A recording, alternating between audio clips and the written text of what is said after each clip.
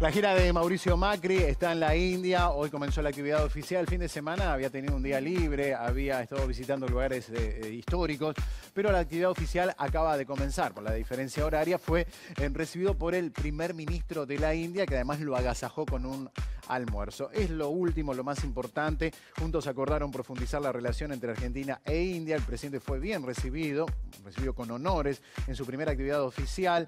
Vio al presidente de India, participó de un homenaje a Mahatma Gandhi y se reunió con el primer ministro, que lo agasajó con un almuerzo. Es más o menos por donde pasa la actividad oficial en este primer día de... No es el primer día que está en la India, pero sí el primer día de actividad oficial, donde por supuesto hay mucha expectativa. Básicamente este viaje, no solo por la India, sino todo el combo viaje a Asia, tiene que ver con la necesidad de buscar inversiones para la Argentina, ¿no? Le dijo ayer en tono informar a los empresarios que lo habían acompañado. Bueno, vayan y busquen inversores, busquen gente que quiera invertir en la Argentina. Ese es el objetivo. El presidente está en la India. Llegó a la India las primeras horas, las dedicó a hacer una visita al Taj Mahal, el histórico, emblemático lugar de ese país. Una de las maravillas del mundo. Una de las maravillas del mundo, sin duda. Viajó con Julián Aguada, con su esposa y con Antonia, con su hija menor y con una comitiva de cerca de 100 empresarios, entre ellos muchos emprendedores, a los que el presidente Mauricio Macri Santo les dijo: ustedes lo que tienen que hacer es vender productos argentinos aquí y generar trabajo para los argentinos. Hay empresarios de todo tipo, distintos, digamos, grandes rubros, empresas, distintos rubros y también pequeñas y medianas, pero el principal objetivo del presidente Mauricio Macri en este viaje es abrir nuevos mercados para los productos argentinos, en especial los alimentos, pero no excluyentemente. Y también atraer inversiones. Usted sabe que la India es un país con muchísima población. A ver, pero además, en el mundo económico, está entre los 5 países de mayor capacidad. Los BRICS, ¿no? Sí, los denominados BRICS.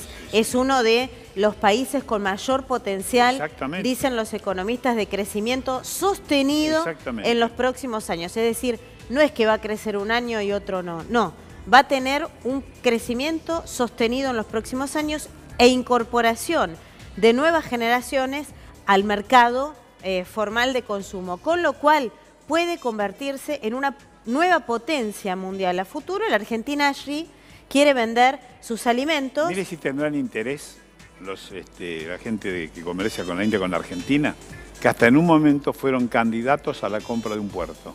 Sí, claro. Y no tan lejos de la capital federal. No, cerquísimo. Sí.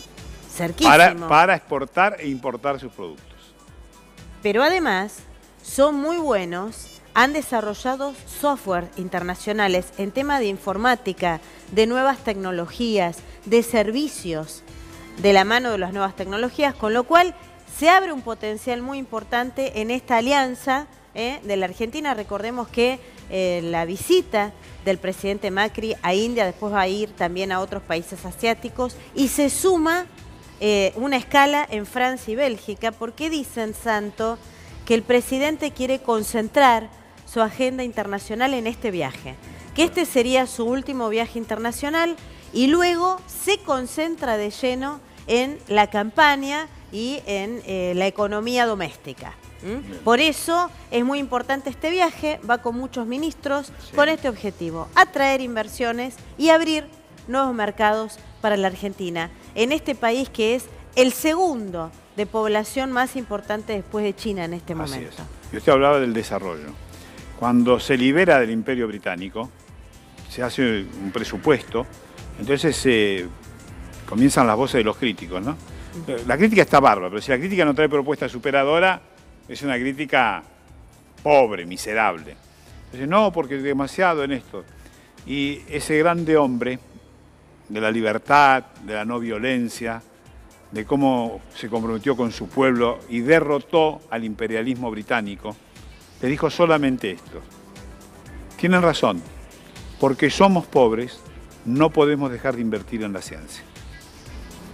Una genialidad. Bueno, a lo mejor algún día alguno que nos dirige a nosotros se copia de Gandhi y lo hace. No lo promete, lo hace. Gracias. Ojalá.